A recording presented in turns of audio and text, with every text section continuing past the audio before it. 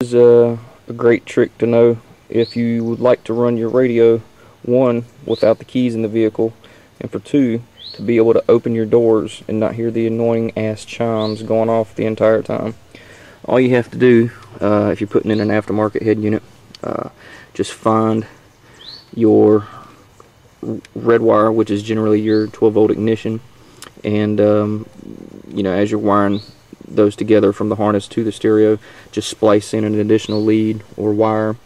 Do the same thing with your yellow wire, which is the 12-volt constant, generally speaking, and just splice a wire in just like you did the ignition wire.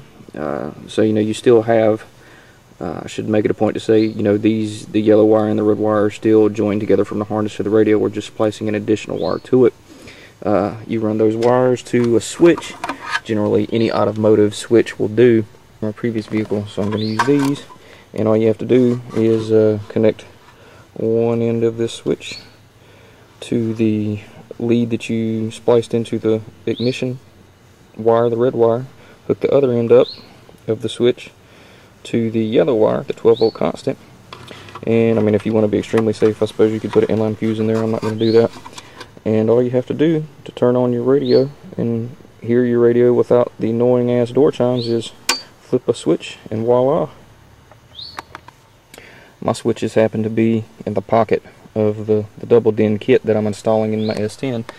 But you don't necessarily have to put your switches there. You could put them anywhere, any location that you choose. You just might have to run some additional wire and all that good stuff. Once I put it in the dash, got the switches in the pocket, ready to go. Now I just got to put the bezel back on and bolt the stuff in the bottom back up, and we'll be good to go. All back in place. I'm going to show you what you can do now. This right here is the key to the ignition. Obviously you can see there is no key in the ignition, and all I have to do to turn on the stereo with the door open, mind you, is reach up, flip it on, voila, the equalizer came on, the radio's on. And just to show you what the other switch is for as far as watching DVDs, I'll open this. Up comes the screen. I don't know if the camera will pick this up very well or not, but it says, "Caution, it is unlawful to operate a vehicle while this video is displayed in the driver's viewing area. Engage emergency brake to enjoy video." Well, that's what the second switch is for. In this particular radio, they tried to get crafty because people were bypassing it, so they made it where you have to flip the switch back and forth a few times, or from what they think, engage and disengage your parking brake a few times before it'll come on. So what we'll do is flip once, twice, 3, 4,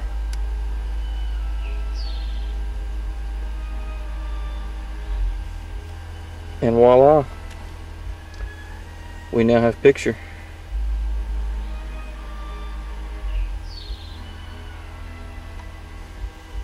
So if you wanted to watch a movie while driving down the road, you can do that. Or if you didn't have the key to the vehicle. Oh, and what's that? What's that I hear? No annoying door chime. I'll show you something else I did as well. Being that this is an older head unit here, before they started putting USB ports and all that stuff for external iPods, MP3 players, that sort of thing, I had to attach some RCAs to the back, and I ran it down through the ashtray, as I don't smoke, so it's a convenient compartment to store the external MP3 player iPod connection, where I can play whatever, and wind it back up and stick it in the dash, or in the ashtray. You never know it was there. And that's pretty much it. I might do a stereo demo a little later on, we'll see. Alright, have a good one.